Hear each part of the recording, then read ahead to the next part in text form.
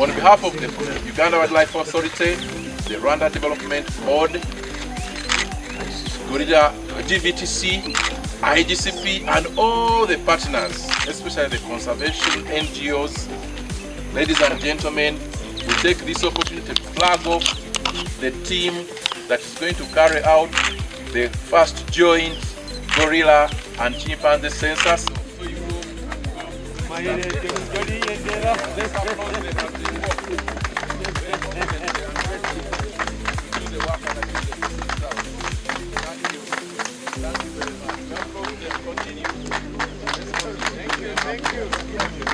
Deep in the southwestern corner of Uganda lies a realm of misty hills, ancient trees, and a symphony of untamed sounds. This is Bwindi Impenetrable National Park, renowned for its iconic mountain gorillas. But now, a new chapter is being written about another great ape that has long lived in mystery here.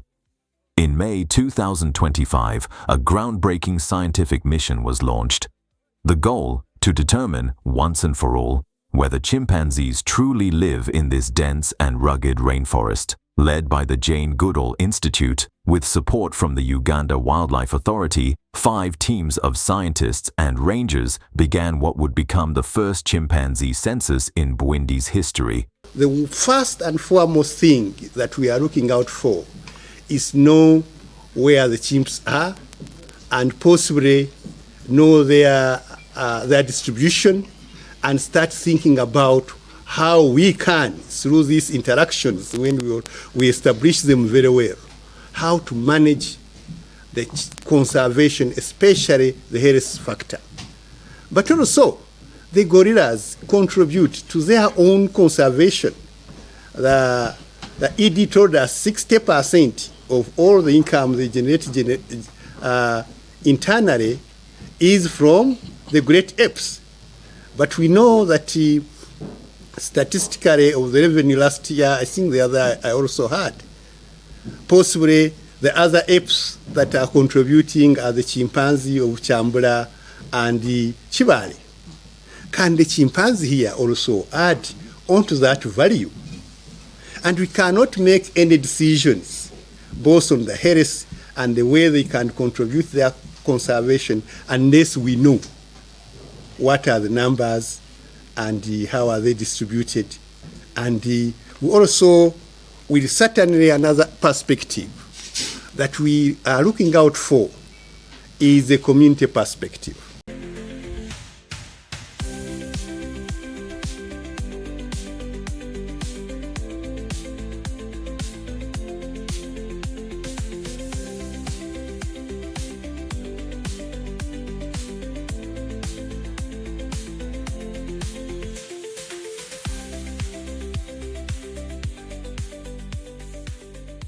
Armed with determination and science, they traversed over 150 kilometers of the forest using a method known as the marked nest count, tracking the nests chimpanzees build each night.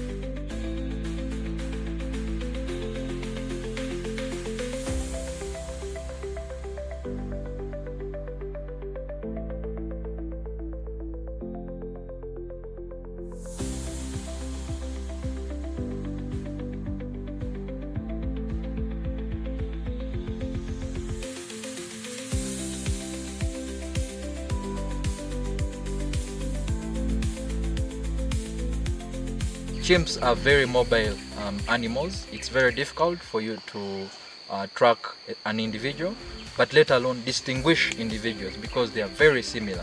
Very few of them have unique patterns.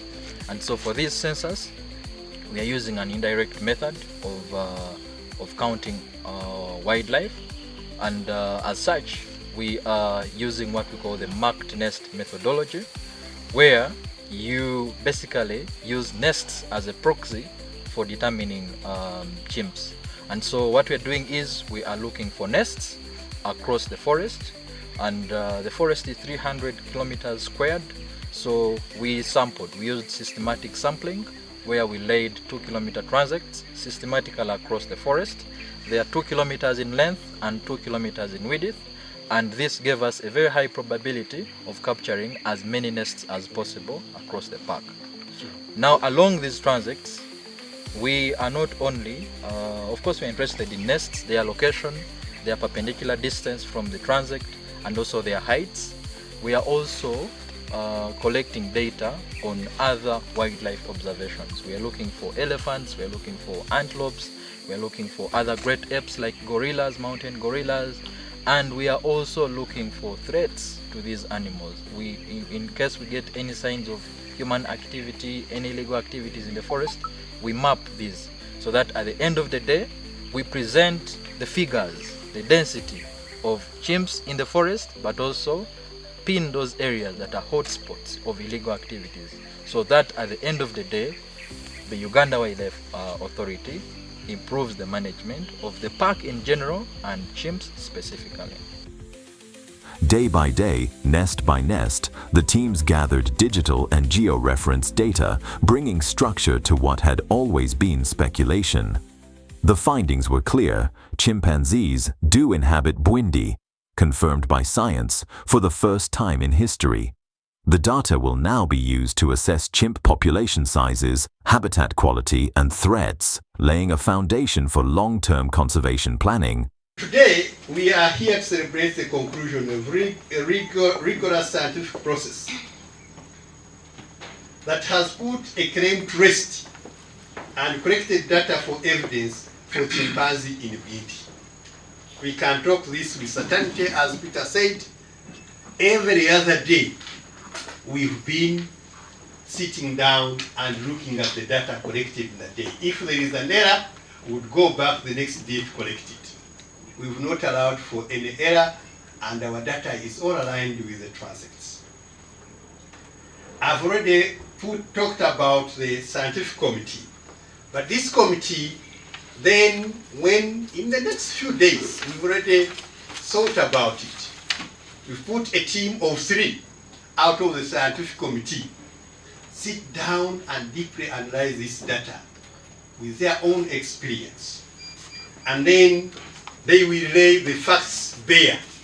From that analysis, the facts we know, but this time they lay them bare and say that the stem density of Bwindi is this number of what? Chimpanzees. This is how they are distributed through the area. We've not only collected data on chimpanzees per se, we've also collected data on the ecology within the forest. We've also collected data on the human presence, especially legal activities. So with this data, we'll still do more besides talking about chimpanzees.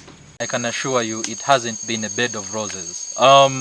We faced a few challenges. Number one, of course, the terrain in Bwindi is very rough. Elevation changes over very short distances. This means if you have a transect of 2 kilometers, you may cover it over maybe 3 hours or 4 hours, because you'd have to navigate very sharp hills. But also the place is very, very, very, very cold.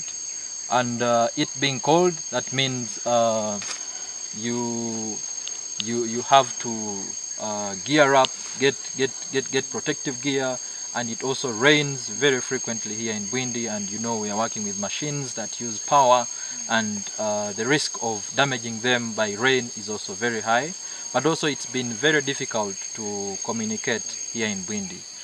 network is a big challenge. And when these teams are in the forest, sometimes as the team leader, I would really worry because I wouldn't know what's happening in the forest. And so those are some of the, I would say, main challenges that we've faced. And of course, there's also camping in the forest because the transects cover the entire forest. And so the teams had to go deep into the forest, set up camps there, and then collect data along those transects. So there were challenges with shifting. But chimpanzees in Bwindi mean more than just science. They mean new responsibility and new opportunity. If chimpanzees are habituated for tourism, Bwindi could become one of the only parks in the world where visitors can track both gorillas and chimps in one forest, making it a dual primate destination. Getting information about these chimps. You know, I'm here.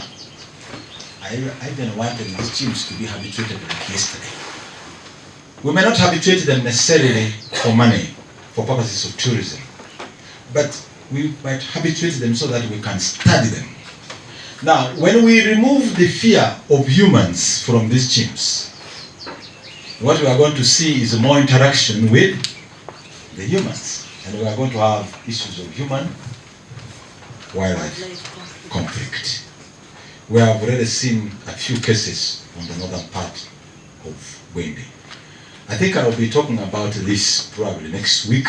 We are going to where leaders are. These apes, I talked about coexistence.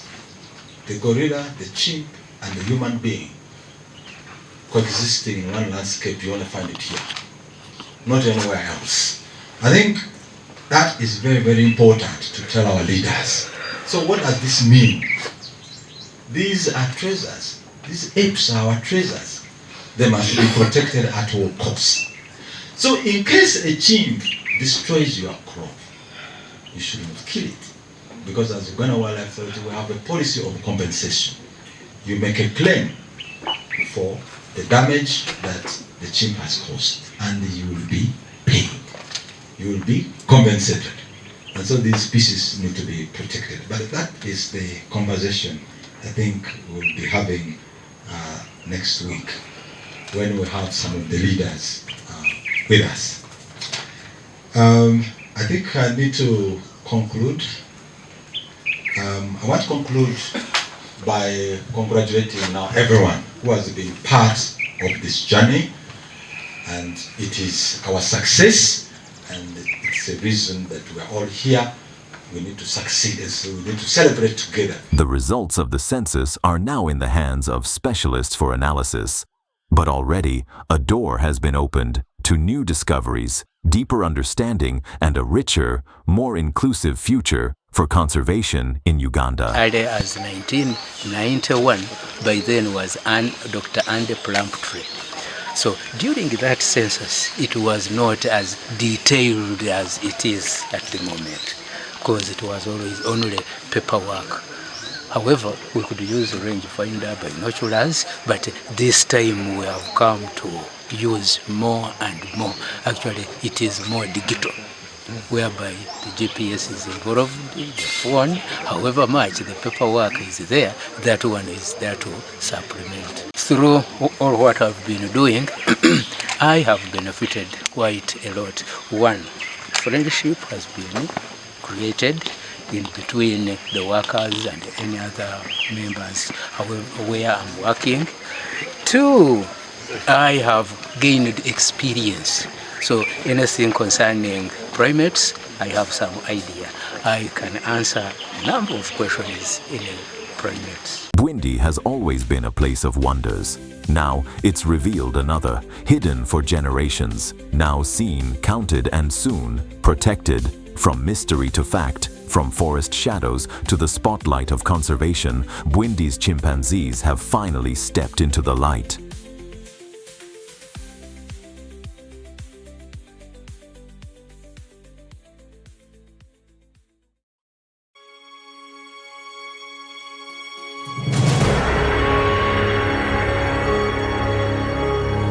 Looking for that ideal destination for your vacation or a day visit at Lake Bunyonyi? No matter what your budget might be, Bunyonyi Overland has you covered.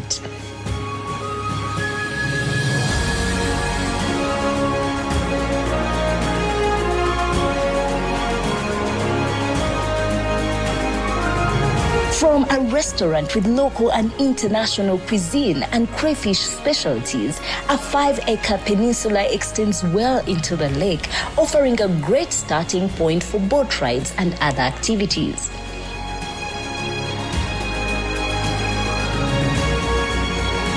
Please call